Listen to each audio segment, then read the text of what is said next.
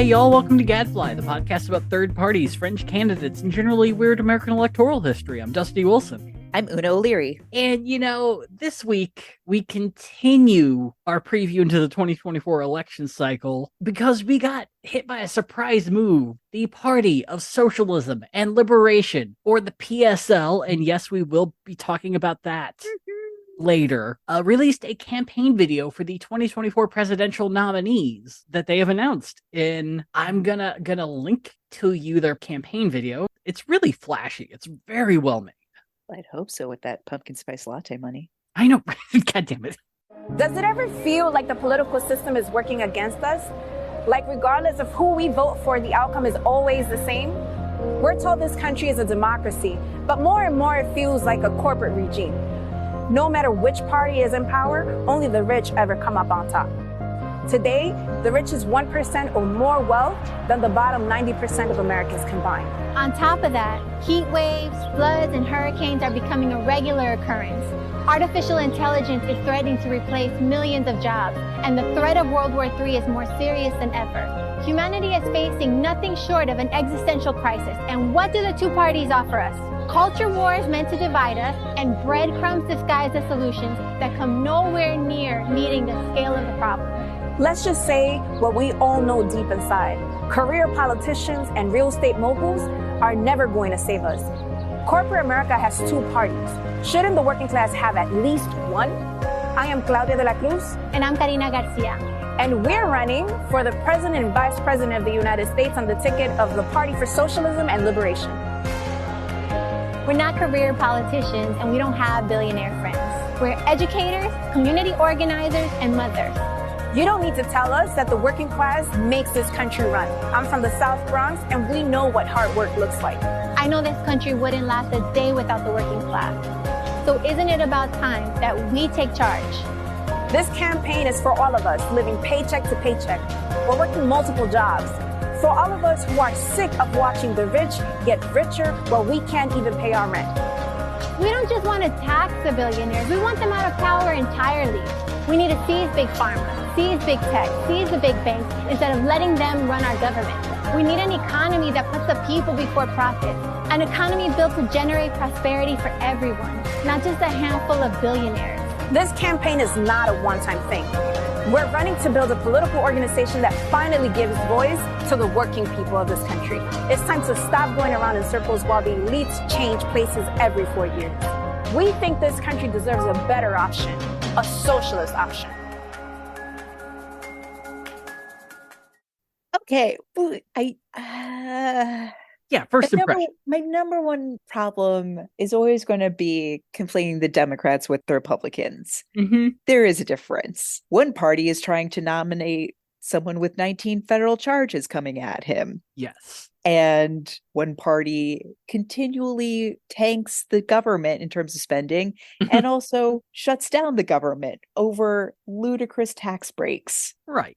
Yeah, and we covered this in the last episode. It's like one is nominally in the international view of things a centrist party, and the other just can't wait to do a fascism. So yeah, they're obviously different. So that's their problem. But the second problem is like, we want to make a difference. So we, two people you've never heard of, are going to run for president and vice president of this country. And you could do a lot locally. Well, what if I said they've already done a lot locally? Okay, no, sell me on them, because I don't want to dislike them, but there's something about them that I just don't gravitate towards. Well, I'd say I'm going to sell you on them. Okay. And then I'm going to say no refunds.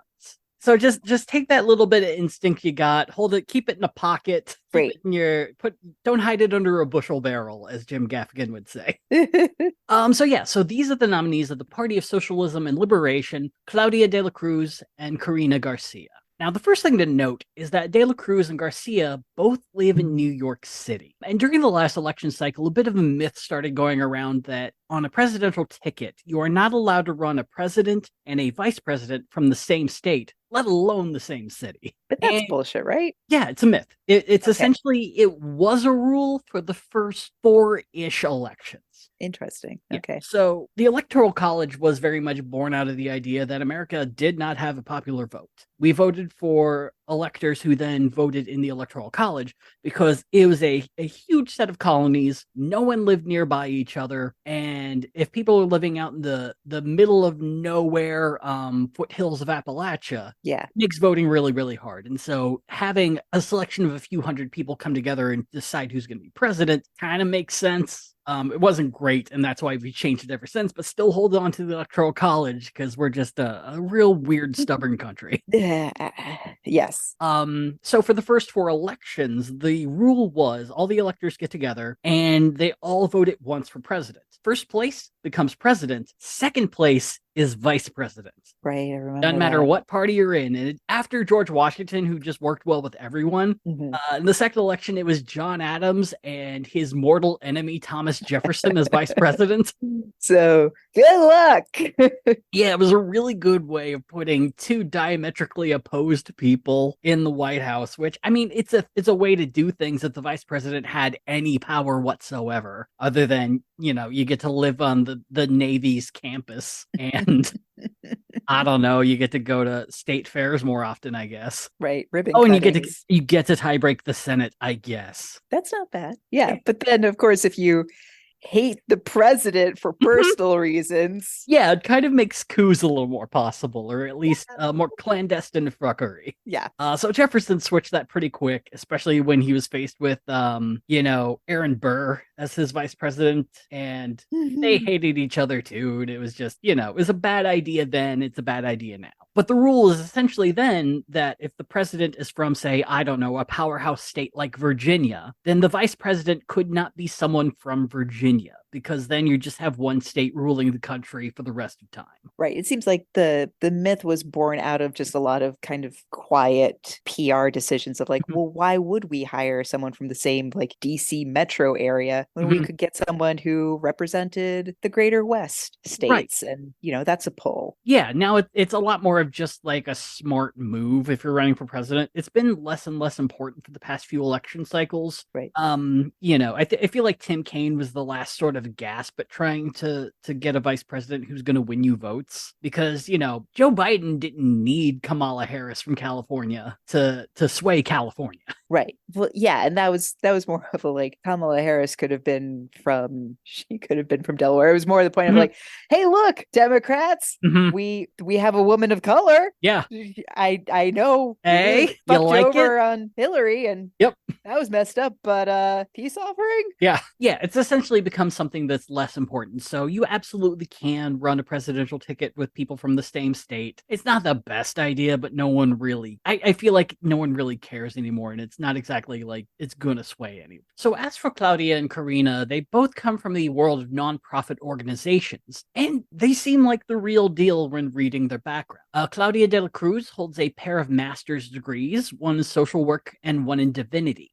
The social work degree comes from Columbia University, and the divinity degree comes from the Union Theological Seminary. For 5 years, Claudia was the pastor of her own church, Iglesia San Romero de las Americas, before moving on to a program director role with the Dominican Women's Development Center in New York City. While working there, she also founded her own nonprofit, the Urban Butterflies Youth Leadership Development Project. Based on the description of the org's Facebook page, quote, they were formed by youth ages 13 to 25. DUB aims to contribute in leadership, development, capacity building, and the personal and collective empowerment of the youth of Washington Heights and the New York City community as a whole. And from that, we can also assume that Claudia was, at most, 25 when she founded the group. Damn, girl, okay. Yeah, so, and then it gets more impressive. In 2007, while she was running the Urban Butterflies and working as a program director for the Dominican Women's Development Center, she took on a third job as an adjunct lecturer at the City University of New York's John Jay College of Criminal Justice. And while there, she taught a pair of classes, race and ethnicity, and the history of Latinos and Latinas in the United States. And in 2010, she took a fourth job, this time as a lecturer at the College of New Rochelle, teaching a trio of courses on comparative religions, sociology of religion, and sociology of hip hop. Oh, cool. By 2012, she cut down her work commitments to only working as a general contractor of the Urban Butterflies. And that is until she left for a new project in 2018. That new project would be the founding of her current nonprofit, the People's Forum. Located in Manhattan's Garment District, the People's Forum mainly operates as a socialist education center. There are classes on socialist theory, book discussions, and regular film screenings. The forum is also the site of 1804 Books, which sells books about communist and socialist thought, of social justice, of environmental issues, things of that nature, and is also the home to the People's Cafe, which is their in-house coffee shop. Aww. And from what I've read online, the coffee is spectacular. Ooh, okay. As for Karina Garcia, she is also a graduate of Columbia University. She double majored in economics and Spanish literature in 2007, then got a master's degree in teaching and adolescent education from Pace University in 2012. I can't quite tell the timeline on this, but it seems like she got 2 jobs immediately out of Pace University. One was as a math teacher in the New York City public school system, and the other was as an associate director of education for the National Latina Institute for Reproductive Health. And in that job, she went across the country, essentially training people in Texas, I believe Kansas, and Florida, and just teaching communities how to stand up for their reproductive rights. Oh, that's awesome. And just like Claudia, Karina took on extra work by founding her own nonprofit in 2015, the Justice Center in El Barrio. The center focuses on community organizing and education within the neighborhood of East Harlem. And really, that describes a lot of Claudia and Karina's work outside their jobs. The both of them have been heavily involved in organizing and protesting since their teens. Claudia was 13 when she began organizing through her church and protested to free political prisoners, to remove the U.S. Navy from Vieques, Puerto Rico, where essentially the Navy has just used this gorgeous piece of land for bombing for quite some time, to end the blockade around Cuba, to create the Palestinian state, and to end police brutality. As for Karina, she began protesting at the age of 17 while living in her home state of California, and continued after moving to New York City on a full scholarship to attend Columbia University. Protest focuses included the Iraq War, expanding financial aid to low-income students, immigrant and workers' rights, and directly confronting the Minutemen Project. Are you familiar with the Minutemen Project? I need a refresher. It's super familiar. Yeah. So in 2004, a bunch of assholes got together and decided, what if we were a neighborhood watch, but on the border and with guns? Oh boy, yeah. So the story of the Minutemen Project is long, but it's also one of petty bullshit between assholes. They eventually sued each other into oblivion, and Incredible. technically the Minutemen Project is still around, but they pretty much stopped in 2008. But of course, if you're running for president, you can't just be decent people. You have to have a heck of a platform. So before we talk about the history of the PSL or anything like that, I think we might as well just dive in to the political platform of both De La Cruz and Garcia. And Hit me with it. I think we talked about last time how their campaign platform is fucking intense. It is a whole lot. So let's just start off with the biggest one we got right here. Plank 1, seize the biggest 100 corporations, create a new economy for the people. I'm going to need them to elaborate on new economy for people. We will. Okay. But we're going to start with the 100 largest corporations in America, because my question is, are you judging that by revenue or the number of employees? Oh, these are excellent questions. And they don't really say, but I get the impression that becomes less and less important and is meant to be kind of that vague. But to look into it, the 100 largest companies in America would include Walmart, Amazon, ExxonMobil, and Apple, CVS, Berkshire Hathaway, Alphabet. Boeing and Lockheed Martin are in on that. John Deere barely makes the cut. Delta, American, and United Airlines, and Nike. For the fun of it, they would get Pepsi, but not Coke. Like the Billy Goat restaurant. Pepsi, no Coke. Really? I don't know how that works out. But yeah, somehow Pepsi's there, but not Coke. And that's probably because Pepsi's also part of Frito-Lay, and that adds in a whole bunch of other stuff. Okay. To my understanding, Coke is mostly contained in itself. It's just beverage. It's just that sweet, sweet proprietary syrup. You get a bunch of insurance companies like AIG and Allstate and Liberty Mutual and Progressive, Caterpillar, the Walt Disney Company, a fuck ton of oil companies, a good amount of pharmaceutical companies, including Pfizer and Johnson & Johnson, Costco, the Home Depot. Sorry, I could go through all of these. You get a lot of companies. Yeah. In one fell swoop if you do this. And so essentially, these companies become public property. And before going anywhere further, since the government now owns these companies, this is how they're going to fund literally everything they propose from here on out.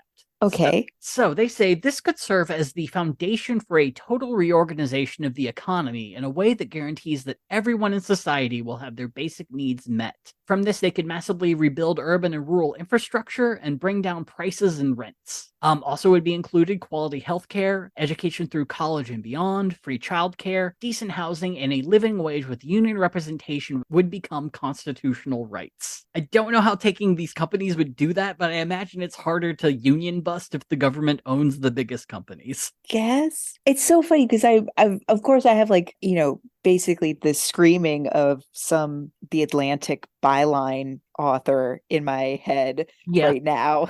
Yep.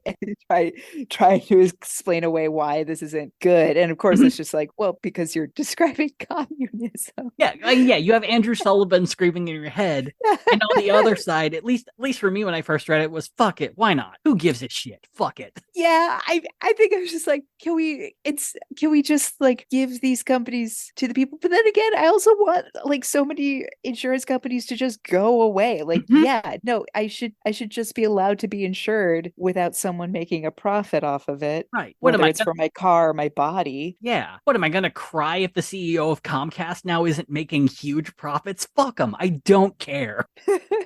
You should have supplied me with better internet 10 years ago if you wanted me to care now, CEO of Comcast. But that's truly the other thing. It's like anytime my bill comes up for my absolutely generic internet service that goes up quarterly for no reason, I just keep thinking this should be a public utility. Right? And is massively slower compared to most countries in the world. Yes. Just because, it's going to cost money to make high-speed internet or higher speed internet, so I guess. It's like it's just a monopoly. There's no free market here. Like that even gets explained away in economics 101. Right. And so I see this like, fuck them all. How is HP in the top 100? No one's bought a Hewlett Packard since 1982. No, 92. 2002? There was a whole article recently about how airline points, the whole like airline credit cards and everything, that airlines are just banks now. And that Delta, I think, makes the revenue from the cards accounts for 1% of total GDP just off of Delta cards. Yeah. So like McDonald's makes all their money in real estate. Yes. So nationalize it. Take it away because they have been bankrupt more years than they haven't been. I'm done with this. Little red MacBook. Why am I spending $500 just to go to Denver for a family wedding? Right. If we had one bullet train, just one. God damn it. And and this is why as soon as I read that, it's like, you're right. Andrew Sullivan in the back of your head, the Atlantic and the Wall Street Journal are like, this is bad because of X, Y, and Z. It's just middle fingers, man. I don't fucking care anymore. You know what? It's not working as is. So let's get radical. Right. I'm radicalized. The WGA won, motherfuckers. Hot labor summer. Won. Yes. Oh my God, I'm so revved up right now. Okay. And so, so we're voting socialists. Right. What's next? All right. So, like I said, you're taking all this fucking money and you're putting it to free healthcare, education, childcare, housing, and living wages. The fact that they say these are all going to be constitutional rights is like, all right, pump the brakes a little bit here. But I get what you're saying. They guarantee a form of, quote, card check unionization that essentially would give people immediate unionization if enough employees in their workplace express the desire to do so. So no more paperwork, no more, sending it into, the Teamsters or UAW. You just fucking get it. Immigrant workers would also be given legal status and brought into unions. Let them pay taxes and reap the rewards. Come on now. Right. And so, how are we going to get free healthcare? Well, in the top 100 companies in America, that includes Cigna, Humana, the United Health Group, CVS, Cardinal Health, Elevance Health, Centene, HCA. If the government owns it, they can make that shit free if they want, or funded from the government. Love it. Great. And also, meanwhile, like now the government is just paying the people who have always been working there and making everything run as functional as it could be in a broken system. Yeah. Oh, evictions are banned. Hey. And rent is capped at no more than 10% of a person's income. Ooh. Pretty fun. Inflation would be eliminated across the board with a price freeze. I don't know how you get that to work, but fuck it. Why not, man? Well, yeah, no, exactly. It's like you make it work because we, as of the election of the socialists, we are no longer a capitalist society. That's how it works. Yeah, fuck you. We did this. All right. And all debt from student loans, bail bonds, medical, and utility bills are hereby canceled. Jubilee. It's, oh my God. It sounds so fucking good. I love it. Shoot it in my veins. Eat shit. We own Tyson Foods now, and these chickens are going to lead a good life. Yeah. Oh, the chickens. It's amazing how many companies on this top 100 are just fuck awful in every regard. I was reading today, actually, with John Deere being on this list. The folks at John Deere went on strike for a little bit, or at least the folks in the manufacturing wing. Yeah. And John Deere tried to hire scabs for a day, and one of them crashed a tractor into the wall within like hours. Incredible. Yeah, which, I mean, that's some fucking solidarity. No, it's like hire me to be a bad scab. I would love that. That'd be the best. Plank 2. Overthrow the dictatorship of the rich. Build a democracy that serves the working class. First step of this is abolish, quote, the Supreme Court, the Senate, and the banker-controlled Federal Reserve. What? Yep. All gone. So then what's going on with the checks and balances? Oh, one's gone. Yeah. And we just have the House now, which is fine. Other countries just have a parliament, so I don't know what the fuck you want on this. I don't know. Andrew Sullivan is still crying in my head. Well, okay. Here, I feel like what they're doing is like there's an infected tree, and rather than addressing the infection, they're just chopping the motherfucker down. I mean, at least most of it. Yeah, because it's just like, well, why? I mean, you could ban lobbies, and I'm sure that's somewhere in their platform, or I guess there wouldn't need to be because they got rid of the Senate and the Supreme Court. You can still bribe the House. It's cheaper. It's like, well, how do you turn off the spigots of money, and how do you make sure that like both chambers are accurately representing their constituents? Right. Yeah. I think I win you back, though, because after we get rid of the Supreme Court, the Senate, and the Federal Reserve, we're going to disband the FBI and the NSA and any federally owned prisons where mass incarceration is practiced. Yeah, that's great. But like, I'm not hearing anything about getting rid of state laws that don't allow convicted felons to vote, or just like reviving a lot of the voter equal right. But keep selling me on this. Okay. But points good all, whatever. We demand full equality for LGBTQ people in all areas of society and national legislation banning discrimination at the workplace and in all public and private institutions. Sure. Yeah, of course. Native sovereignty and self-determination should be fully recognized, and treaty rights should be honored. Hawaii and such. Yeah. I mean, there's going to be a lot of land return if we're doing that, and they better hire someone who knows how they're doing and knows what they're doing and how to, find treaties. Steve, we've already gotten rid of the Senate. Like, I am not worrying. How is this still there? Come on. Also, like, the Supreme Court's gone, and that's 9 people you could hire. I mean, I'd hire maybe 3, but, I'm not running the government.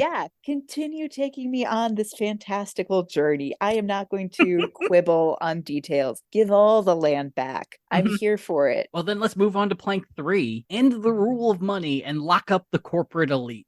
And we kick it off with outlawing corporate lobbying. Okay, yes. Yeah, there's your Obviously. answer. Obviously. And just to make sure people really know we mean business, all politicians should be subject to a ban on serving on any corporate board or holding an executive position of any type at a private company after leaving office. You get to write a book, you get to be self-employed, or you can go Look. PBS. Take your pension and be happy. Right. Oh my God. All Wall Street bailouts would end immediately. They're still going on? I mean, Why am I I guess it's just surprised? in the future or whatever. All right, sure. All campaigning should be publicly funded, and the different loopholes like super PACs that billionaires use to get around donation limits should be immediately closed. I mean, I would also name check Citizen United. Well, you don't have to because the Supreme Court's gone, motherfucker. Yeah. Okay. You know what? They really nipped a lot in the bud with that. I really did. I see you. I hear you, PSL. Continue. War criminals and Wall Street con men should be locked up. Now, they give 3 examples of this. Jamie Dimon, who runs Chase, and the reason they want him locked up is because he essentially let Jeffrey Epstein hide all of his money in Chase. Oh, Yeah. Hunter Biden and Jared Kushner. I feel like Hunter Biden has been kicked enough. Thank you very much. He's just an idiot. Whereas Jared Kushner is Like actually a like, spiteful idiot. yeah.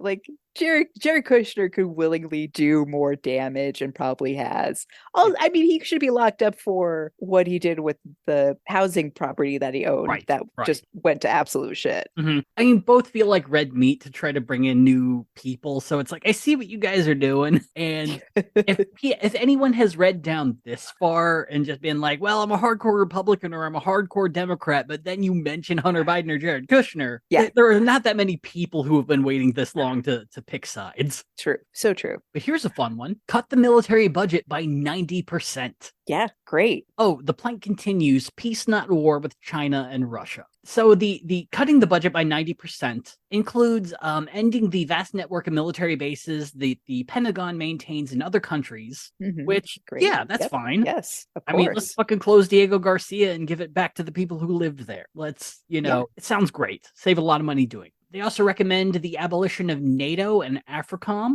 AFRICOM, I know, is the United States Africa Command, so it's our military presence in Africa. Oh, okay. Yeah, so, okay, makes sense. Yeah, so essentially disbanding and abolishing NATO and AFRICOM. Ending sanctions on Cuba, Venezuela, Zimbabwe, Eritrea, North Korea, and Iran, which, I mean, that would save money because you don't have to pay soldiers to enforce embargoes or sanctions. So, and I will give them that the embargo in Cuba has been going for far too fucking long. And the only other country that has supported us at the UN time and time again about keeping the embargo is Israel. All 196 other countries think we should fucking give it up. Yeah. Like, I get it. You got embarrassed. Fucking stop it. Let them import some cars that aren't from 1956. Let me travel to Havana, please. Yeah, well, I mean, can you do that? I think you can do that now. Yeah, it's a lot more open now. Yeah. End all aid to Israel. Yeah. End military funding of Taiwan and Ukraine, which that feels a bit pointed. It's not all black and white, you guys. No, it is. Hey, you want to cut the military by 90%? You gotta trim some of the fat, Una. And sometimes trimming the fat means letting China take Taiwan without any fuss. I really feel like a lot of that fat is missing F-35 jets. Guys, we can't find it. Please help. Lol. Yeah, I mean, there are definitely a lot of places where we can make cuts that isn't just like, best of luck, Taiwan, bye. And for the record, too, I don't like, I feel like that 10% can still do a lot, including, healthcare, pensions, provision, housing for veterans, just moving the money to a more humanitarian aspect. Yeah, but we might as well end on something good for this plank. Abolish the CIA. And once it's abolished, expose all of the secrets. Declassify everything. I just feel like That could backfire so hard. Like, I mean, I'd be excited to read. it would be like getting the diary of a very popular person in high school and Yeah. just making copies, and like you're not only learning what they thought of you and others, but also just getting like a very deep, uncomfortable look at how they thought of themselves. Right. And that unvarnished thing. Yeah. Yeah.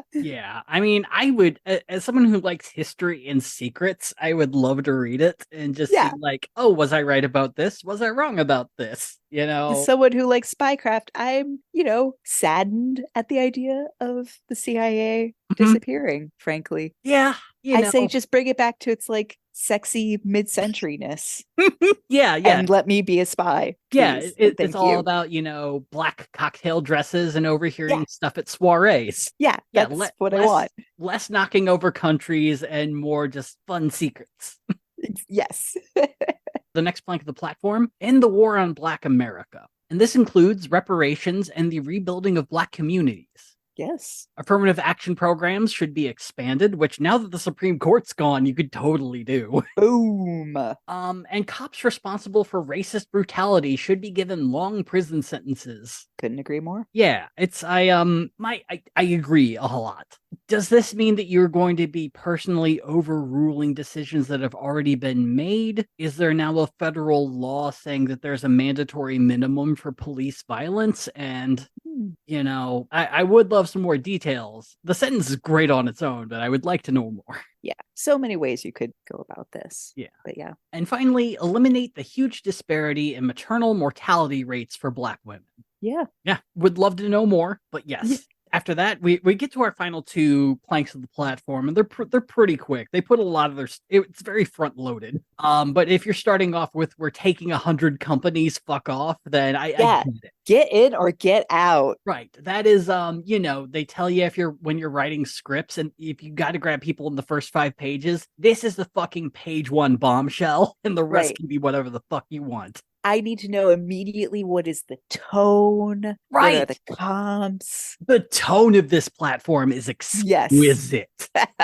Anyway, to fund women's rights, full equality for LGBTQ people. And the 2 things that are included in this is passing the Equality Act. Hey. And abortion should be available without restrictions and provided by the government for free. Let me get it at a vending machine, y'all. Let's do this. I would like a Coke and a Plan B. Wait, no, I got to get a Pepsi because that is the government soda. So it's the only thing I imagine you could get with a government Plan B. I want that Coke though. I want that sweet, sweet private money Coke. You're gonna have your private money Plan B and Coke. It's going to be $8,000.99. God damn. Well, luckily, I am being paid a fair wage. Good point.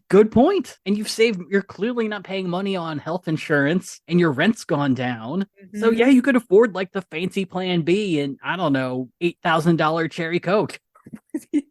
Which has been capped at $80,000 thanks to the inflation. Right. Oh my God, I forgot about the price freeze. So it's not going to inflate? No. Fuck. This is great. I'm envisioning this world, and I'm as happy as some people are furious about it. It's just rainbows and urine currents in my brain.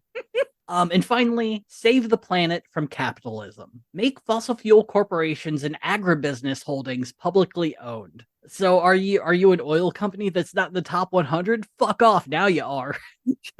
you thought you could hide, motherfucker? Yeah. Well, you're going to try to split up ExxonMobil into 100 smaller companies? Fuck the hell off. Those are ours too. What now? Sheets? Yeah.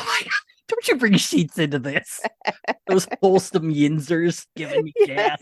And from the agribusiness holdings that are taken, you split them up and you give them to individual farmers. That is free land for you now. Yes. Go do as your grandparents once did. Yes. And finally, of course, this is the most beautiful one for me. Public transportation will be massively expanded with a fleet consisting entirely of electric vehicles. Una, this sounds like electric bullet trains to me. Oh, okay. Because I hear electric vehicles and I'm just like, oh, are we still on cars? I mean, All I of hope we're this? beyond that at this point. Because, Yeah, come on. lithium Don't ain't cheap or a lot of it.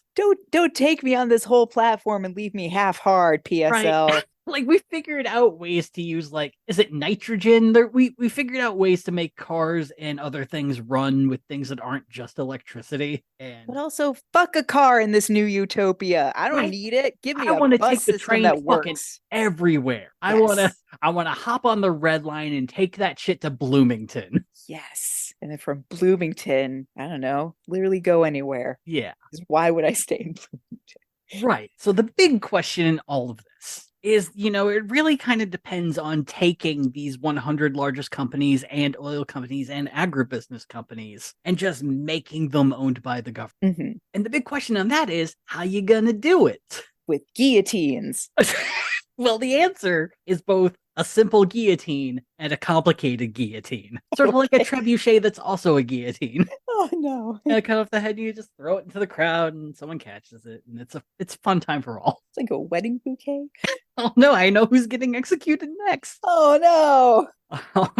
And so to get at the answer, we need to look at the party endorsing Claudia and Karina, the party of socialism and liberation. And as is tradition, the PSL was founded as a splinter group of a larger socialist organization. So technically, it all started in 1934 with the founding of the Workers' Party of the United States. In 1936, most of the Workers' Party membership would join with the Socialist Party of America. But by 1938, there was a group of members who were dissatisfied with the merger, so they split to form the Socialist Workers' Party. And they followed a mix of Trotskyism and Castroism.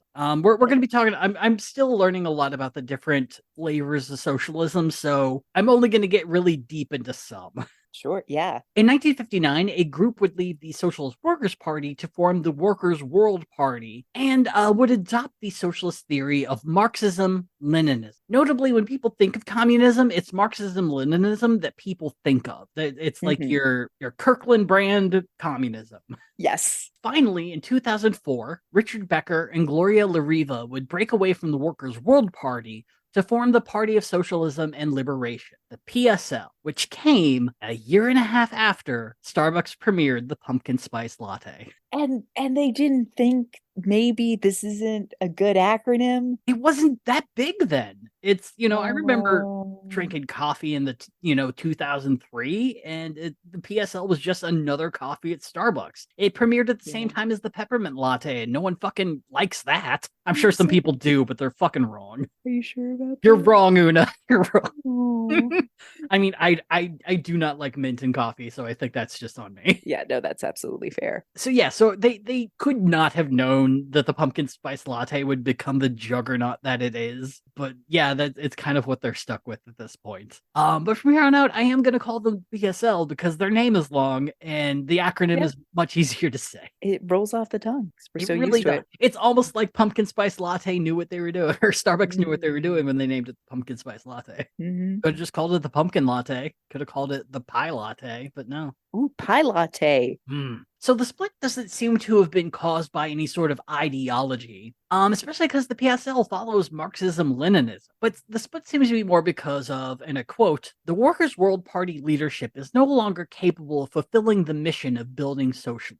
And this seems to have been a pretty astute observation, seeing that the WWP hasn't run a presidential candidate since 2016 and hasn't won more than 5,000 votes nationally since 1996.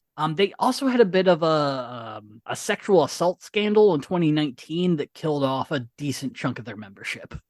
Yeah. Ah, guys. So if the PSL is ringing some bells in not just a coffee sense, it's more than likely because you've seen them at just a multitude of protests since the mid-aughts. The PSL has been heavily involved in many protests over the decades, thanks in part to their tight relationship with the Answer Coalition, which was founded by the co-founder of the PSL, Rick Becker. If you've attended any large-scale protests in America since then, more than likely the PSL has been involved or had a sister protest at the same time, or maybe you've seen some yellow signs that the Answer Coalition made and handed out to people if they needed them. It's also at this point that I think it's important to bring up the the downsides of the PSL. Because they've had some accusations thrown their way, and I'll give trigger warnings when they're needed. But with the very first one, I'm at least going to reference being at all these protests, because they've been accused of, quote, hijacking causes for their own gain. Oh, That, boy. the Women's March is throwing a thing, but the Answer Coalition shows up with a bunch of signs and then begins acting like it's theirs. Or during the George Floyd protests of 2020, there were a number of BLM people who noticed that PSL folks would show up with bullhorns and just kind of take things over. Oh. Now, not everyone has had this experience with them, but it has happened enough that people have made some statements. Probably the most pointed statement was made by the Red Nation Leadership Council, which is an organization of indigenous protesters based out of New Mexico. In a statement made by the Red Nation Leadership Council, they stated that Chris Banks of the Albuquerque chapter of the PSL tried to take over their indigenous advocacy, poach members from their group, and accuse indigenous women of being, quote, emotional, paranoid, and gossipers. Which, great things to say to women. Oh. And he also stated that indigenous activists were superstitious. Good Lord. Yeah, it's its own brand of racist fucked upness just to go with that misogyny. So not great. So the Red Nation Leadership Council repeatedly asked the Albuquerque chapter of the PSL to back the fuck off, to no longer show up, to quit trying to steal their members, to quit making it seem like they were the people running these protests that they had created. And repeatedly, Chris Banks of the Albuquerque chapter just ignored them and just kept going. So essentially, the Red Nation Leadership Council released this statement and said, after this, we're washing our hands of this and we're just moving on. If they're not stopping now, they probably won't. People need to know what's happening from our perspective. So obnoxious. Another claim, and this is one that I've heard from protester friends, but I will also say again, there are people who've been to protests and not had this issue. If the PSL is running a protest, allegedly, there is a higher percentage that you will be marched into a police kettle.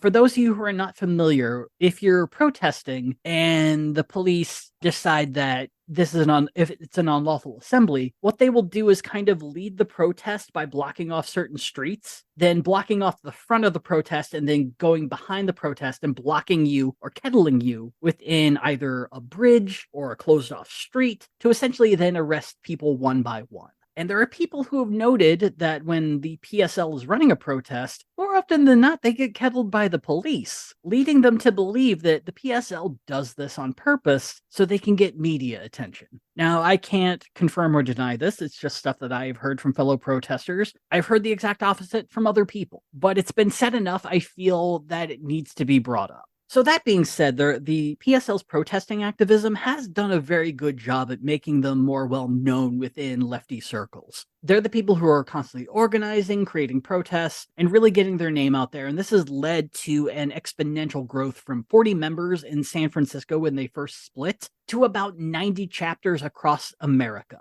in various different cities. Electorally, the PSL has not done well. And this is because they mostly don't run candidates unless it's for president. You miss 100% of the shots you don't take. Oh, they miss them all. In their entire history, they've run candidates for Congress 4 times. They have all been candidates in California, and they're all candidates that had already been nominated by the Peace and Freedom Party, which is an old-timey, and when I say old-timey, like late 1960s, Socialist California Party. They have state ballot access there. It's, getting support from them is incredibly helpful if you're a small socialist party trying to get people on the ballot. They've run for state office about a dozen times. 8 of those times were under the Peace and Freedom Party banner, and 3 times were with the Green Party. So they typically don't run anyone unless another bigger party is already running, and then they just kind of latch on and say, oh, there are candidates too. Oh, like a little remora fish. Yeah. God damn it. Don't make it sound cute. However, they have run people on their own as PSL candidates. Their best performance to date came in 2021 when Colin Dodson ran for City Council of Urbana, Illinois. He finished with 57 votes, which is good enough for 40% of the vote. So yeah, so far that's their best. They have run one candidate for Chicago City Council. Okay. But since Chicago is a nonpartisan electoral system where you can't really say what party you're in, they got a bit of a boost from that as well. But that's pretty much been their best performance. The party hasn't fared much better in presidential races. They've run in every cycle since 2008, with the party co-founder Gloria Lariva running for president in 3 races. She's run for president or vice president 20 times. Whoa. Some people say it's allegedly an ego thing. Look, But it's good to have a hobby. right.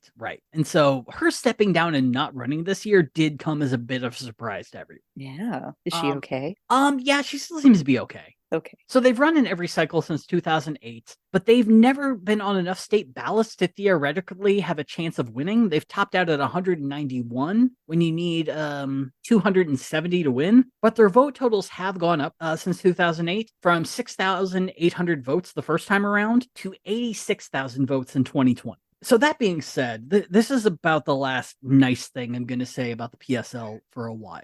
Also, a trigger warning for people. If you do not want to hear anything about sexual assault or sexual violence, now's the time to tap out. It's not going to get much better for the rest of the episode, and we'll see you next week. Also, spoiler alert for Una. Yeah. Also, there is going to be a trigger warning for self-harm as well. So, Ooh, yikes. Okay. it gets dark really, really fast. Take care, dear listeners. Indeed. So the PSL has faced many accusations of fostering a cult-like environment and using that to cover up instances of sexual assault by leadership. Fashbusters, most notably, have compiled evidence of a cover-up of a sexual assault done by senior member Stephen Powers, who is the senior member of the Philadelphia chapter. Powers had previously been in a relationship with his accuser, a candidate member of the party, which to my understanding is someone who wants to be a member, but you got to kind of prove yourself first before they actually make you a member. What? Yeah. And so the accuser used a pseudonym on Twitter to state her claims, and her claims were that Powers, and I hate to say this allegedly, coerced her to have unprotected sex on multiple occasions. In text messages, she states that after they had broken up, there was a day in which he turned down his advances at least 6 times, and each time required constantly telling him no over 10 times. He would abate for a short period of time and then tried to coerce her again, primarily via sexual assault and groping. Yeah. And I should note that this came after they had broken up and after she had caught him allegedly cheating on her, which was the reason for the breakup. So eventually, after what sounded like a full day of him trying to coerce her, she gave in to the coercion, which is rape. That's rape. Yeah. An internal investigation run by the PSL found a second sexual assault that had gone unreported, that the survivor claimed that Stephen had, crashed at her house after a PSL event. They were both a bit drunk, but both went to separate locations to fall asleep. And she woke up with his face between her butt while she was asleep and drunk. No. And he just tried to play it off as a joke. That old prank. Oh. So the party leadership responded to the first accuser and her statements by publishing a pair of statements on Medium. The very first statement was written by Stephen Powers' current partner, the very same woman that he allegedly cheated on his accuser with. Oh no, this is always a good look. Yeah, and it was just an entire statement of how Stephen could not have done this. I know him. He's completely innocent. Part 2 was sort of a breakdown on why this was all made up and lies made by the accuser. The most damning, air quotes, evidence they had that she was lying is that she changed her story of how things happened, which is incredibly common when it comes to these sorts of things, because people block out things that happened. And it takes a while to remember things that you don't want to fucking remember. Yep. And so they kind of reproduced some text messages that she had sent people in this statement. And then as the piece de resistance, the sort of cherry on top of everything, they doxed the accuser. They gave her real name, the city in which she lived. Oh, this poor girl. Yeah. And then this statement was signed by, quote, the women members of the PSL Central Committee. Yikes. Included in the PSL Central Committee at the time is vice presidential nominee Karina Garcia, who I might add is married to Rick Becker's son, So she is the daughter-in-law of the co-founder of the party. I'm livid. I'm livid that they just like threw out Steven's girlfriend and then also like a troop of women, like some B plot line in The Handmaid's Tale. Yeah, Gloria Lariva and a dozen other women just saying bitches be crazy. Oh. So there is one nice bit of silver lining because Medium immediately had them take down this statement due to doxing and harassment. Good. Yes. I mean, Jesus, wait, like what, how am I not supposed to see you like pointing the finger in a mirror at that point? Right. It's like you could have just gone on record saying like these are facetious lies, this is terrible, we would never do this, I hope the accuser finds help. Done. And just you don't have to dox the fact that you do is yikes. It's really gross. And so yeah, the statement got taken off of Medium, so the PSL just put it on their website. Oh yeah. But luckily, Fashbusters had already taken a screenshot of it and saved it as a PDF, so it's on the internet forever, you assholes. And then it gets just a little bit fucking worse. And by a little bit, I mean punching the air, scream vomiting worse. Good Lord. Because Karina Garcia went to Twitter. So Karina Garcia, who initially I was going to praise for having the best Twitter handle of anyone running for public office, which is La Pinche Karina, which if you're not familiar with the word pinche, it is a Mexican slang word that's essentially just like fucking with a lot of emphasis. It's like a regional version of fuck. Yeah. It just really, really improves swearing in another language. And so it was a great Twitter handle. But Fashbusters found on her personal Twitter, Karina making a direct statement to the woman who had been doxxed. And so Karina said via Twitter, and I quote, "You doxed yourself 3.5 months ago when you created a new public Tinder with your name, picture, and location. That's your right, but let's not pretend that those are the actions of someone, quote, in hiding." He's slut shaming this woman who is trying to move on with her life, stalking her on Tinder to get a one-up on someone.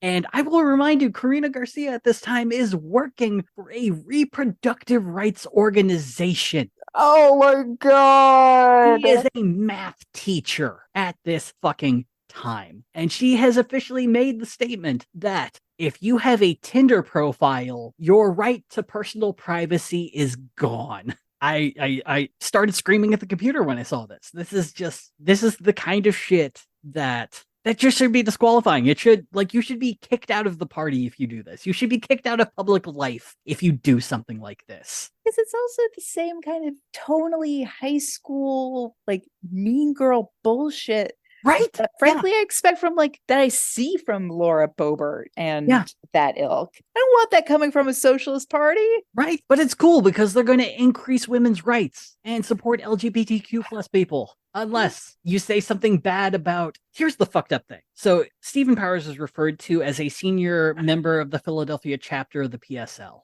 Una, how many years was Stephen Powers with the Philadelphia PSL when these accusations were made? 10 years? 4. No. 4 years. And on top of that, his new partner had been made a senior member of the local chapter while she was a candidate member and was made a senior leader by the time people started looking into this and investigating. So fucked up. And then it gets worse. Then it just keeps getting fucking worse. So, Dusty, you sold me on these folks. I sold myself on these folks. I was looking into the old Illinois, people who got on the ballot in 2020 just because I'm mentally fucked up. I don't know who I even want to vote for. And so I see this shit and I'm like, fuck it. Fuck ExxonMobil. Fuck Caterpillar. Fuck Johnson & Johnson and Merck. Fuck them all. And then I actually start reading into it and it's like, I'm twice as angry because it's like, it's that Tyra Banks meme where it's like, we were all cheering for you when you did this. Oh my God. And so after this, there's a sort of dog pile on the survivor of this, to the point that she goes to Twitter and says, look, I'm going to take all of this down. Just please stop talking about it. Being doxxed and people directly messaging me is leading me to suicidal thoughts. And she just wanted them to stop. And shortly after this, she deleted her Twitter and all social media. While this was going down, the PSL was also reaching out to members who liked tweets that reacted negatively to the party's actions and required them to attend a private meeting to, quote, talk more about these statements. One such person this happened to was a party member by the name of Dakota Gray. And Dakota and this person had been pretty decent friends, and Dakota was the only person who supported her throughout this, was reaching out to the PSL to see, like, hey, what's going on with this investigation? You know, what's happening? And they would tell him that, you know, Stephen Powers is on suspension right now, but Dakota noticed that Stephen had not been removed from group chats or had any of his authorizations taken away. He's still operating as a senior member of the PSL, just theoretically has been suspended, and is just constantly checking in on things and giving information to this woman. And he won out of all of this a suspension directly from the PSL and said that they were going to place him on an inter-party trial to decide if he would be allowed to stay. Oh no. Yeah. And instead Dakota resigned from the party. It's really fucked up. But wait, there's more, goddammit. Fuck. Because if you're fucking covering up one sexual assaulter, of course others are gonna fucking do it. So let's go from Philadelphia to Salt Lake City. In 2022, a former PSL member stated that she had been raped, sexually assaulted, and stalked on 5 occasions by former partner and high-ranking member of the Salt Lake City chapter, Diego Abalos. Allegedly. She had also gone to the PSL with her accusations, and they, as seems to be a tradition, gave Diego a semi-stern talking to and told his accuser to, and I'm paraphrasing here, get over it, comrade. No. This former member also wrote that after telling another former member of her experiences and the lack of consequences for Diego, that this was, you know, par for the course for the PSL. Allegedly, the PSL will always hold on to senior members, and at minimum, senior membership starts at 4 years, but they will always hold on to senior membership in the more charismatic people because they're going to bring in more members, and new members can just fucking go. There was another person who had written on online saying that they were repeatedly told that burnout isn't real. Oh boy. That essentially they would take brand new members or candidate members to the PSL, work them to the bone, and then when they were used up, exhausted, and no longer able to really do anything else, cast them aside and moved on to new members. Allegedly.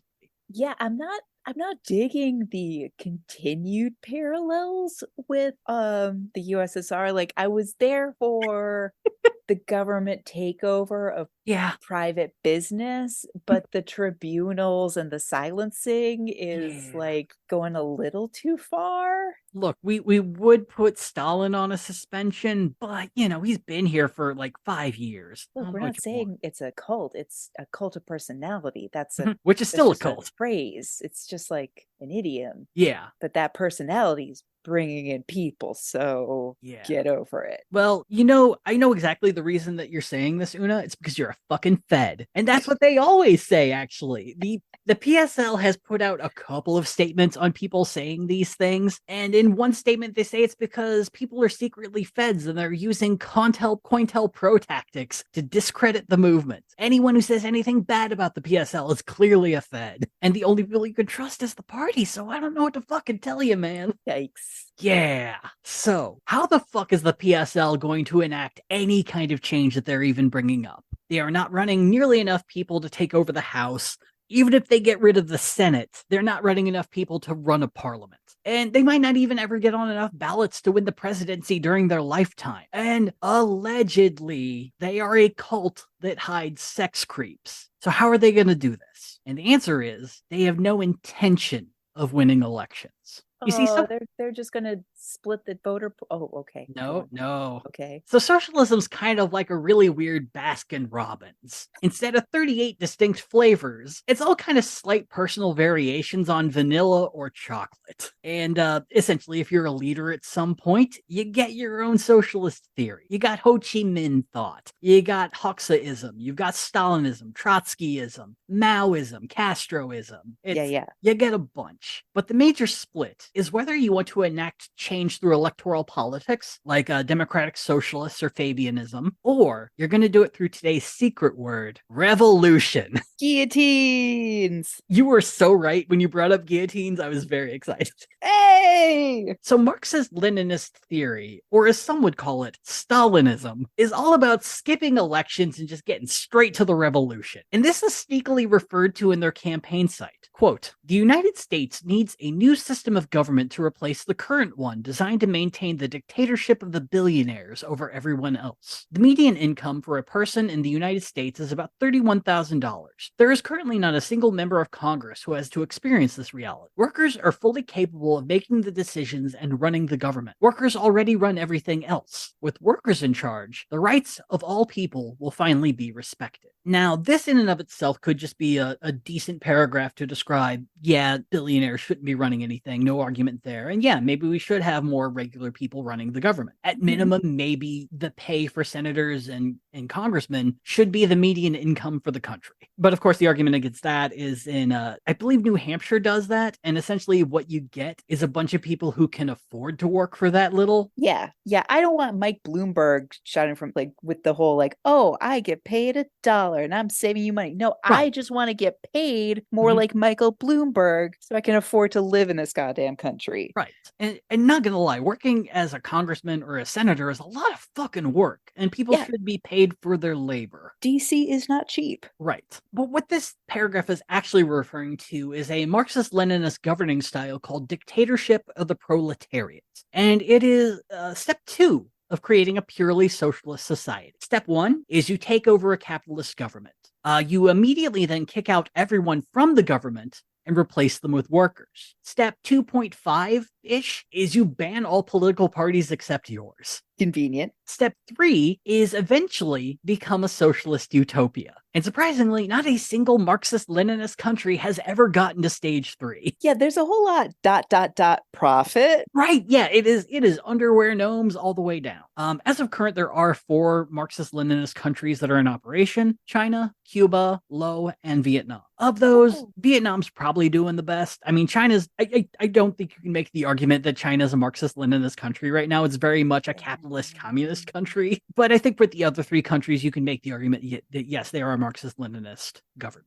But they're not doing super great. If you look at their prosperity rankings, Vietnam tops out at 75, so it's not great. And you can make the arguments of like, well, America's kind of made sure that they can't do any better through blockades and sanctions, and Low having just piles of unexploded munitions and having to spend a fuck ton of money just to clean up a percentage of it. Right. Arguments can be made. Yeah. But one of those countries should have gotten to step 3 by now.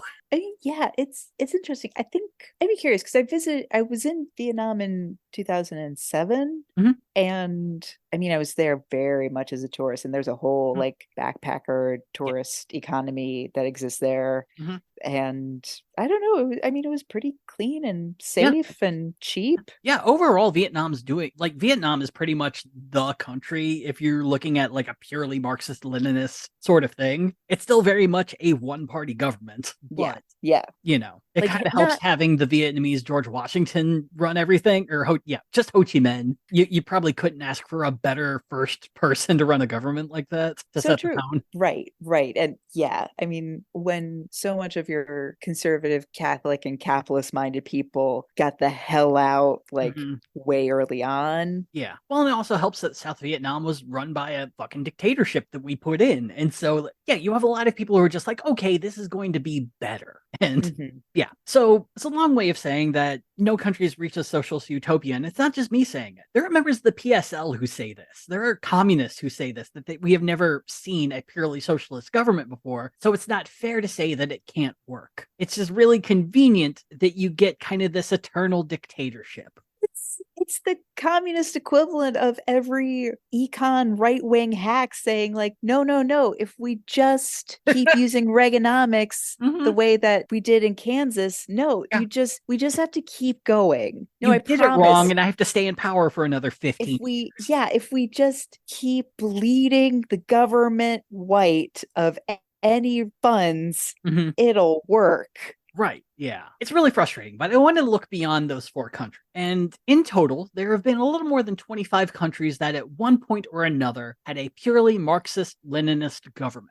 Not every country's the same, but the timelines for these governments are pretty fucking common. So, I'm going to take you through the timeline of a typical Marxist Leninist country. Take me through it. Step 1, you start with a coup. Love it. It could be a coup d'etat, or it could just be a regular old off with your heads guillotine coup. So once the military, militia, or armed force of your choosing takes over the government, you ban all the parties, political enemies and dissidents are arrested, and they are either imprisoned, sent to labor camps, and or executed. The ruling party then makes socialist changes, which across the board, the ones that typically were made were increases in literacy, which were highly, highly successful, and immediate improvement of civil rights for women. The optional step when you do this is you could just commit a whole fuck ton of mass murder if you want. Oh. So just some examples.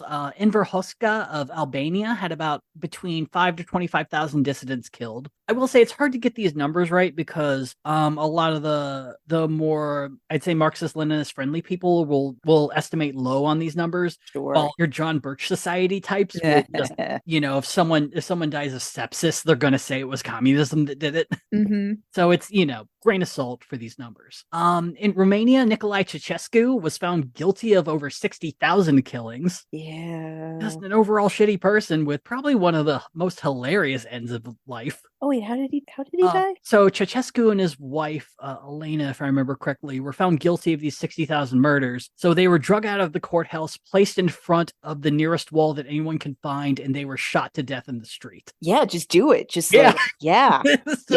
Like, I got a fucking gun. Let's go. In Somalia, the Isak genocide led to the murder of over 100,000 to 200,000 people. The Red Terror in Ethiopia was either 10,000 or 980,000 fatalities. The movement for the liberation of Angola is estimated to have killed between 100,000 and 200,000 people. And then the top of it all, Pol Pot's Khmer Rouge killed about 1.5 to 3 million people. Yeah. But pretty much in all of these, political dissidents were arrested, people were killed, and there's very few examples of where the next step wasn't, well, let's just keep killing. But also the government seizes control of all major businesses, and for about 15 years, things go pretty okay. But after a while, you start to kind of plateau. Sure. It should also be noted that there are some people who cheekily refer to this form of communism as state capitalism, because now that the state owns all the businesses, the state starts working for profit. Oh no. But yeah, usually after 15 years, the economy starts to plateau. But luckily, at the time, the USSR is around, so you can get a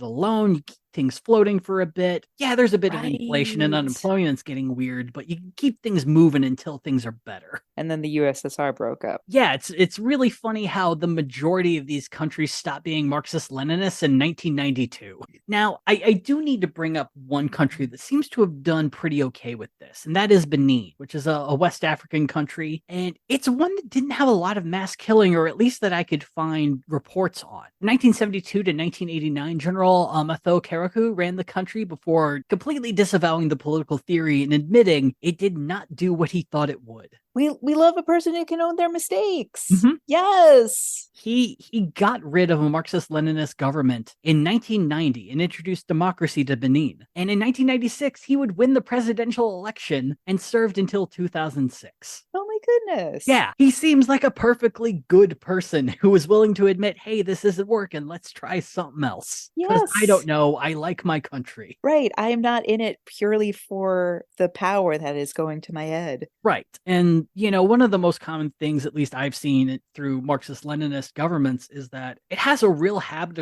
of attracting psychopaths. And psychopaths don't really care about, equal pay to the people or making sure that they're doing okay. Things start to fall apart. They're not exactly going to change course or do something different. It's just the beatings will continue until morale improves. Right. And as long as they're doing fine, they kind of don't care. So I don't know. It's a decent form of government, I guess, on paper. But the second you introduce human nature, it falls the fuck apart. So what Claudia and Karina are advocating for is a leftist dictatorship that is guaranteed to kick off an immediate civil war with all kinds of militias and about 38% of the US military. The Military Times looked into the political leanings of the military. About 38% are conservative. Yeah. And in a communist government, I doubt they're gonna just, adapt. Oh, I mean, let's really explore just how many preppers and apocalypse fanatics are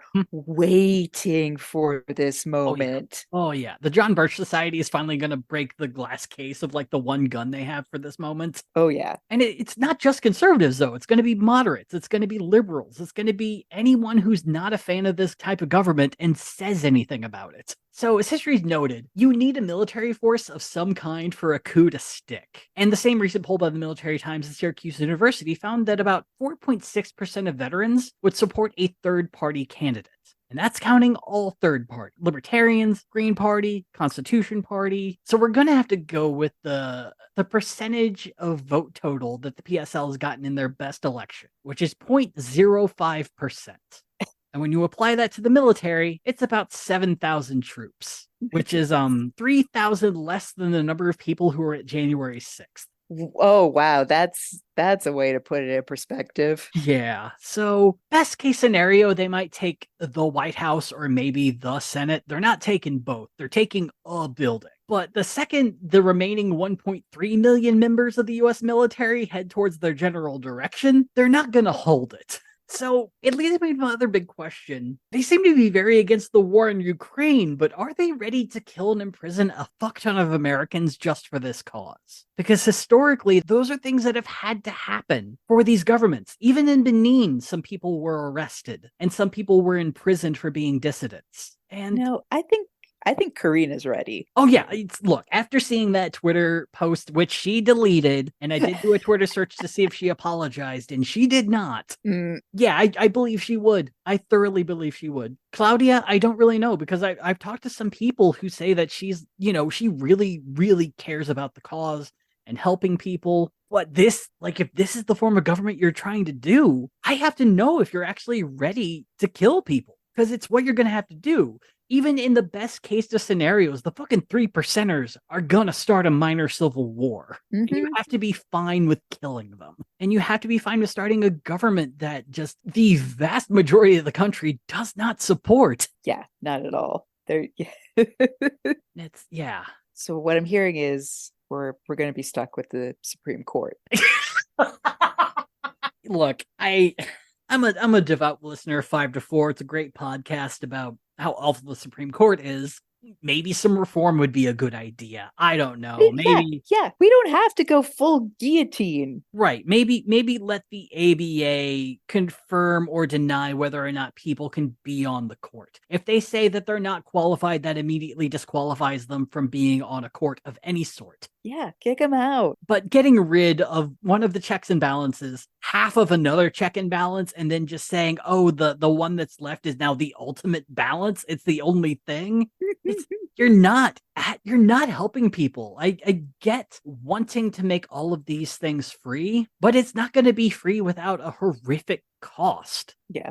It's also not going to be free when at its core, this is a party that just doesn't seem to understand, I don't know, basic rights for, the people they're supposedly championing. Right. Championing. Yeah. I mean, these are the sorts of things that, if Claudia and Karina really gave a shit, they would have left the PSL by now. There are plenty of other socialist parties that you could go to that, we'll get to some in the future, but there are options. You could run independent. You could create your own socialist party. There's a wonderful long tradition in doing such a thing. You could take your amazing editorial skills, your videography, your flashy logos, and really do something. But with this fucking allegedly cult of sex creeps, no, that's a hard pass, my dog. I don't know. And it's another thing that I hate to keep saying this, but 2024 is kind of turning into an election where the one thing I'm looking for someone to be is someone who is not a sex creep and someone who hasn't supported sex creeps. That shouldn't be that tough of a bar to clear. But Claudia, Yes. but Claudia and Karina have fucked up. Cornel West has double fucked up on that. I don't know who the Libertarians are gonna nominate, but I'm just assuming they're gonna fuck that up. Joe Biden is friends with Bill Clinton, so fuck that. Fucking Donald Trump. Enough said Is. there. Yeah.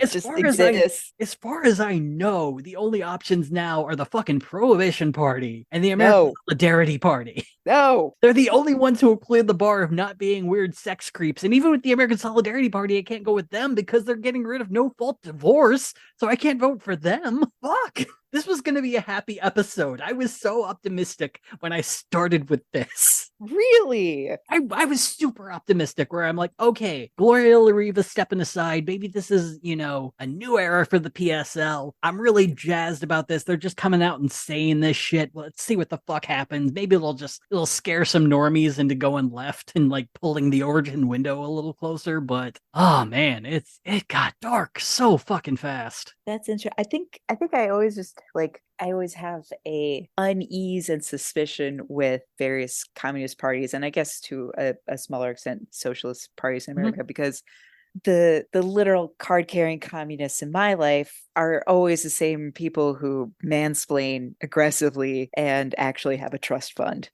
It's a Venn diagram. I don't know what's going on over there. So I'm always just what are you going to talk at? Oh, you're talking at me. Okay. Yeah, it's a minefield. But there are multiple other parties that we're still gonna wait and see who they nominate. Come on, parties. Be the party that doesn't disappoint Dusty. In a month, the original Socialist Party USA is going to be announcing who they're supporting. USA. It's going to be Cornel West, but because they in 2020 they supported the Green Party candidate, and I think they're just giving up on that. They've only ever been able to get ballot status in 3 states since like 1992. It's dark. 2024 is looking dark. So we're going to move to the Virgin Islands, and it's going to be fine. There are centipedes there that really hurt when they bite you, and scorpions. But let's make it a clean break. Let's move to the British Virgin Islands. Oh man, if we can get some work permits to do that, Lottie goddamn duh. Oh man. So any final thoughts, Una? My God. Chin up, Dusty. There'll be a party out there for you. There are a lot of parties in the sea. I don't know, man. I don't think Godot is ever gonna come. You can always just vote Democrat. Yeah, I mean, yeah. Yeah. We got third parties at home. Yeah. Well, join us next time. I don't know what we're going to talk about. I'm going to have to find another cat who was governor or something. Yay. We could talk about Mayor Max, the cat, no, the golden retriever. Oh yeah. Who's mayor of Idlewild. Oh yeah. Yeah. There's a dog named Bosco who's the mayor of Sonal, California for 9 years. There are options. Fuck. Anyway, y'all just hug people. Whatever. God damn it. Start a third party that doesn't have the worst people running it. And I guess we'll see you next time on Gadfly. Gadfly is a production of Added Serotonin. Our episodes are edited by Brianna Valentine of Rem Alternus Productions. Our theme song is Sophomore Makeout by Silent Partner, and you can find us on Twitter and Instagram at GadflyPod. Ready to level up your cosplay game? Check out the Geek Forge on Etsy. With a variety of props to give your photos that extra spark, you'll find just what you need. Hold magical fire in the palm of your hand, or take a potion to restore your mana. With a large variety of colors, you can choose your own magical flavor for your cosplay. Bring drama to your photo shoots with these vibrant props and more, all available at the Geek Forge. Are you ready to level up your cosplay?